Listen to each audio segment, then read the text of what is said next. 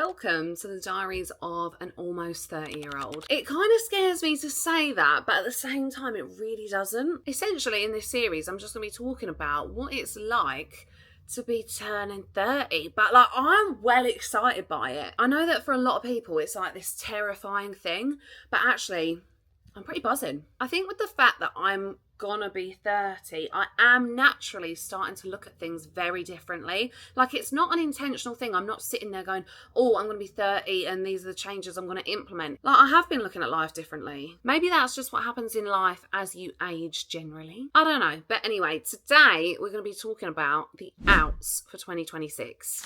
Now, I know this is usually a really like hot thing for people to do, the ins and outs. I'm gonna do 2 separate videos on this just because not that I'm feeling neg or anything. I'm not feeling like neggy vibes, but I just know the outs. Do you know what I mean? Like, I know the ins. If I sit there and I think intentionally, like, no, I know what the outs are. And I've got 6 of them for you. So let's get straight in to our first one. And this is one that I really need to remind myself of constantly. My husband Joe gets really annoyed when I do this, but I talk to myself so negatively. Like, it's actually disgusting, the things that I say and think about myself. Like, I will stand in the mirror and tear myself apart, but like not in a David Goggins hype yourself up kind of way, in like the worst kind of way. And don't get me wrong, when me and my friend Nat had a podcast, we spoke about this, and I do think sometimes you just need to like check yourself.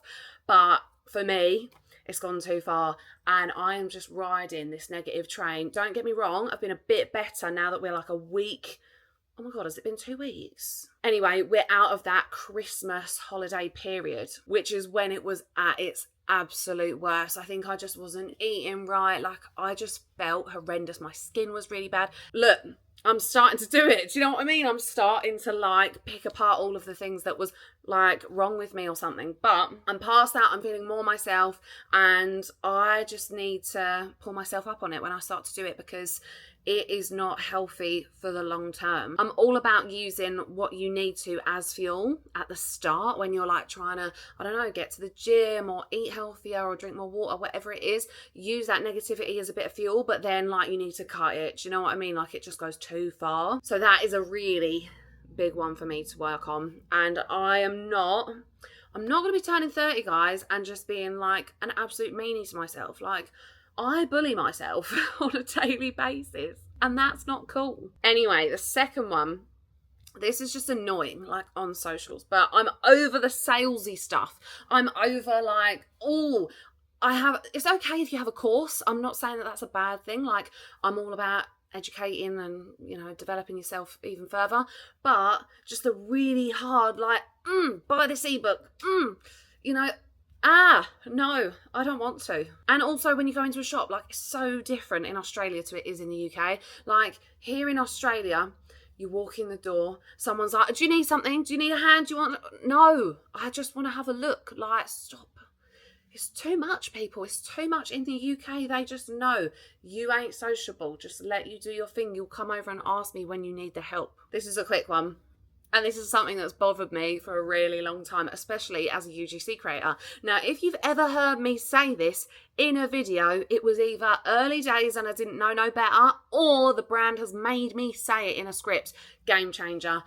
I hate it. Get in the bin, game changer. We don't need you anymore. We don't need you.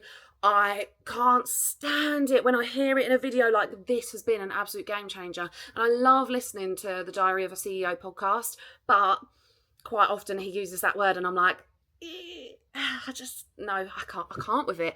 I can't with it. It's cliche, it's tacky. Was it really a game changer, or are you just saying that because you've got no other word to use, like because the brand made you say it?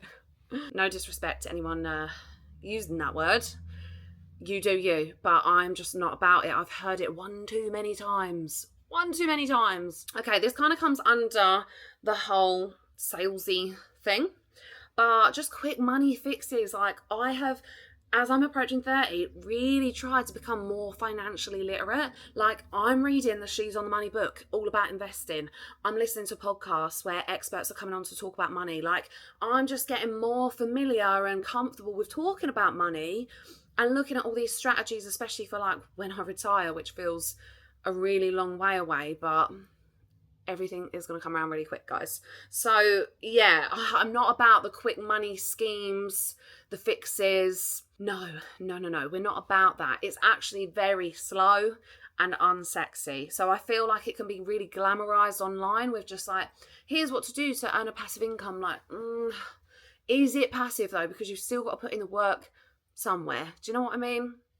I just don't love the way that people are making out that it's so easy when actually you've got to work hard for your money. Okay, we've just got a couple more and then I'm going to wrap this up. So AI videos for views.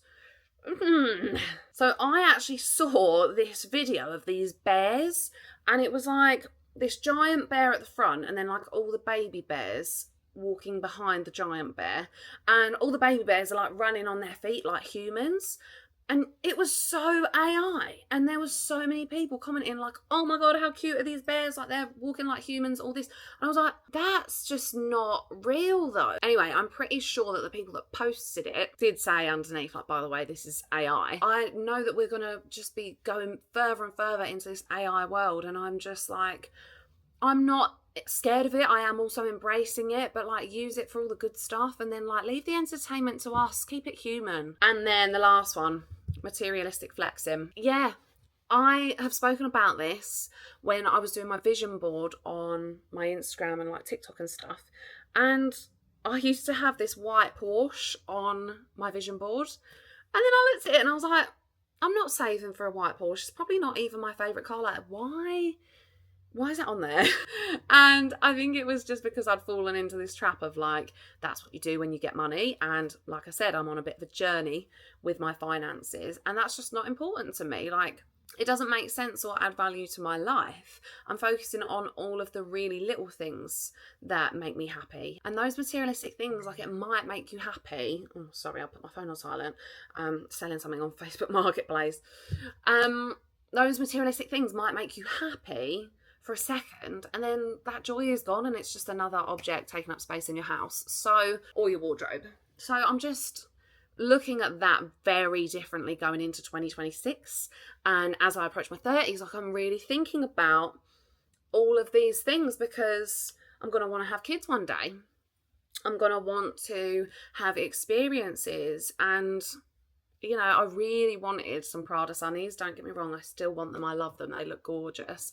But that has just gone way down on the list of priorities. And like Joe even said to me, he's like, oh, do you want the sunnies for Christmas? And I'm like, I would actually rather you save your money and we invest it, or do something else with it, or go somewhere with it. Like we went to the Barossa over the New Year period, and it's like, if you're spending on all these materialistic things all the time, then you're not able to invest in actual core memories and things that you do together that grow and build your relationship. Like, yeah, I will leave that there. But those are my outs for 2026. Let me know what yours are, because there are so many.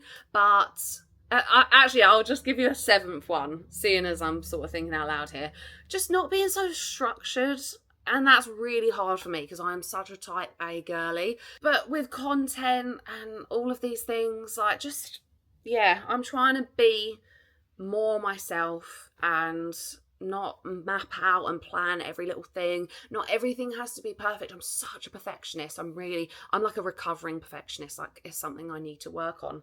But just not having the most polished content all the time. Otherwise, I'd never put anything out. So that's another one for me. As much as I live and die by my Google Calendar, and that won't change, it's just trying to not be as structured in other areas of my life so that I can just live a bit more freely. So yeah, if you've got any others, let me know what they are and we can kind of share with each other. So yeah. Also, this hair has been crazy. I'm letting it dry naturally today, and it is bloody hot. Yesterday was like 42 and today is like 35 degrees here in Adelaide. So this is just a bit nuts. I hope you've enjoyed part 1 of this series, and next up I guess we'll do our ins for 2026. See you next time.